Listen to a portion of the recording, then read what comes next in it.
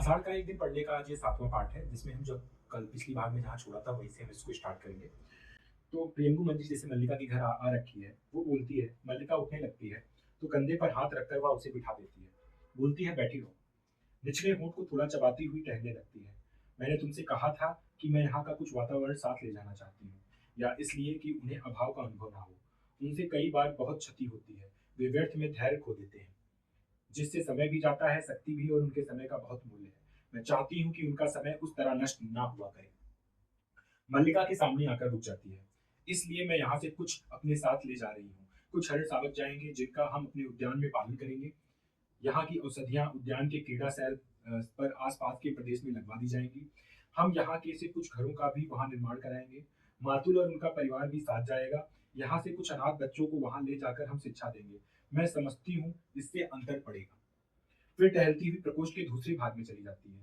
देख रही हूँ तुम्हारा घर बहुत जर्जर स्थिति में है। इसका परिसंस्कार अवश्य है, आवश्यक है। चाहो तो मैं इस कार्य के लिए आदेश दे जाऊंगी। उज्जैनी के दो कुशल स्थापित हमारे साथ आए हैं, क्यों? प्रश्नवाचक। मल्लिका उठकर उसकी ओर देखती है, आती है। मल्लिका बोलती है, आप बहुत उदार हैं, परंतु हमें ऐसे ही घर में रहने का अभ्यास है, इसलिए असुविधा नहीं होती। प्रियंगु बोलती है, फिर भी चाहूंगी कि इस घर का परिसंस्कार हो जाए। उनके जीवन के आरंभिक वर्षों के इस घर के साथ भी संबंध रहा है।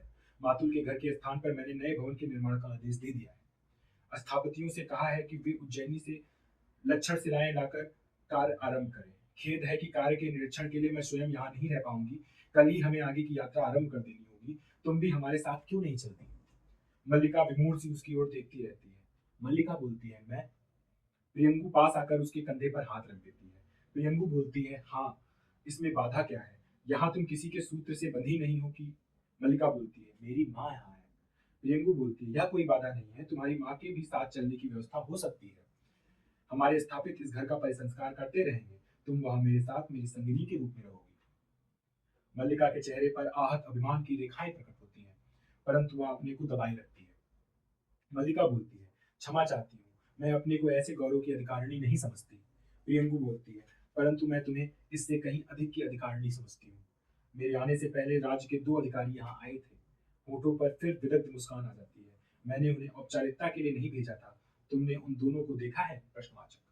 मल्लिका उसका अर्थ समझने का प्रयत्न करती है, अनिश्चित सी उसकी ओर देखती रहती है। मल्लिका बोलती है, देखा है। प्रेमगु बोलती है, तुम उनमें से जिसे भी अपना योग्य समझो, उसी के साथ तुम्हारे विवाह का प्रबंध किया जा सकता है। दोनों योग्य अधिकारी हैं।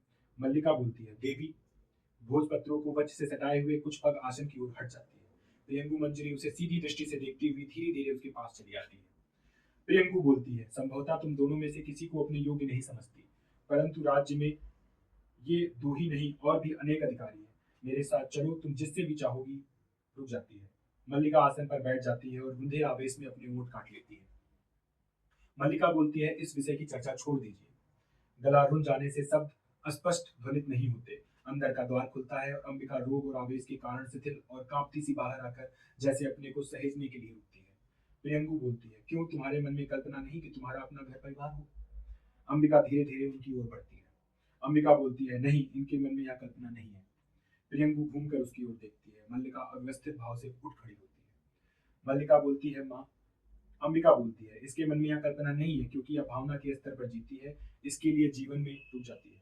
सांस फूल जाने से शब्द गले में अटक जाते हैं। मल्लिका हाथ के पृष्ठ आसन पर रख देती है और पास जाकर अंबिका को पीठ से सहारा देती है। मल्लिका बोलती है, तुम उठ क्यों आई माँ? तुम्हारा स्वास्थ्य ठीक नहीं है। चलो, तुम लेट कर चलो, चलकर लेटे रहो। उसे वापस अंदर ले जाना चाहती है, परंतु अंबिका उसका हाथ अपनी पीठ से हटा देती है। अंबिका बोलती है, मैं किसी आने वाले से बात भी नहीं कर सकती।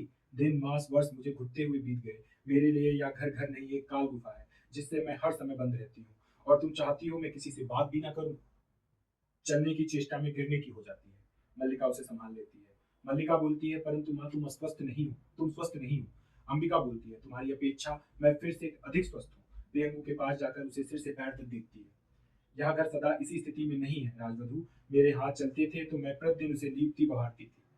यहाँ की हर वस्तु इस तरह गिरी टूटी नहीं थी, परंतु आज तो हम दोनों माँ बेटी यहाँ टूटी सी पड़ी रहती हैं। यह सब इसलिए कि रुक जाती है, फिर सांस फूल जाने से आगे नहीं बोल पाती। प्रियंगु मंजरी प्रकोष्ठ पर दृष्टि डालने के बहाने उसके पास से हट जाती है। प्रियंगु बोलती है, मैं देख रही हूँ कि घर की स्थिति अच्छी नहीं है, मल्लिका। मेरे साथ चल सकती तो समस्या वैसे ही सुलझ जाती, परंतु अब होंठ काटती हुई जैसे सोचने के लिए क्षण भर रुकती है। अब भी तो कुछ संभव है, मैं कर जाऊंगी। स्थापतियों को आदेश दे जाऊंगी कि इस घर की गिराकर उसके स्थान पर रुक जाती है। मल्लिका छिप जाती है। मल्लिका बोलती है, ऐसा मत कीजिए, इस घर को गिराने का आदेश मत दीजिए। प्रियंगु मंजरी फिर सीधी दृष्टि से उसे देखती है। प्रियंगु बोलती है, मैं तुम्हारी सुविधा के लिए कह रही थी, तुम्हें इसमें असुविधा है तो ठीक है, मैं ऐसा आदेश नहीं दूंगी। फिर भी चाहती हूँ कि तुम्हारे लिए कुछ न कुछ कर सकूं। इस समय और नहीं रुक सकती, कल की यात्रा से पहले कई आवश्यक कार्य पूर्ण करने हैं। यूं तो इस समय भी अवकाश नहीं था, परंतु मैंने आवश्यक समझा। ये पर्वत शिखर की ओर घूमने गए थे, मैं इस बीच इधर चली आई। अच्छा। मल्लिका की उंगलियां उलझ जाती हैं और आंखें झुक जाती हैं। अंबिका अपने आवेश में दो एक पग प्रियंकु की ओर बढ़ जाती है। अंबिका बोलती है, मैं तुमसे कुछ कहना चाहती थी राजवधु, तुम्हें बताना चाहती थी कि हम लोग 2 बार बोलती है, खांसने लगती है। शब्द खांसी में डूब जाते हैं। प्रियंगु मंजरी द्वार के पास से मुड़कर उसकी ओर देखती है। प्रियंगु बोलती है, मैं आपका कष्ट समझ रही हूँ, जो भी सहायता मुझसे बन पड़ेगी अवश्य करूंगी। इस समय अनुचर प्रतीक्षा कर रहे हैं, इसलिए गंभीर मुस्कुराहट के साथ मल्लिका को देखकर सिर हिलाती है और चली जाती है। अंबिका आवेश से शिथिल उस ओर देखती रहती है, फिर गिरती सी आसन पर बैठ जाती है और कुछ पन्ने उठाकर मल्लिका की ओर बढ़ा देती है। अंबिका बोलती है, लो मेघदूत की पंक्तियां पढ़ूं, इन्हीं में ना कहती थी इसके अंतर की कोमलता साकार उठी है। आज इस कोमलता का और भी साकार रूप देख लिया। मल्लिका ठगी सी उसकी ओर देखती रहती है। आज वह तुम्हें तुम्हारी भावना का मूल्य देना चाहती है, तो क्यों नहीं स्वीकार कर लेती। घर की भीतियों का परिसंस्कार हो जाएगा और तुम उनके यहाँ परिचारिका बनकर रह सकोगी। इससे बड़ा और क्या सौभाग्य तुम्हें चाहिए। मल्लिका बोलती है, राजकन्या की अपनी जीवन दृष्टि है माँ, इसके लिए और कोई कैसे उत्तरदायी है।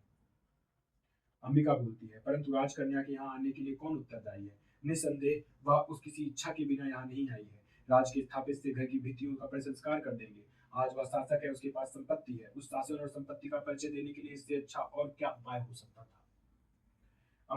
मल्लिका बोलती है, परंतु माँ। अंबिका बोलती है, माँ कुछ नहीं जानती, तुम नहीं समझती, माँ भावना की गहराई तक नहीं जाती। माँ फिर खांसी उठ आने से आगे नहीं बोल पाती।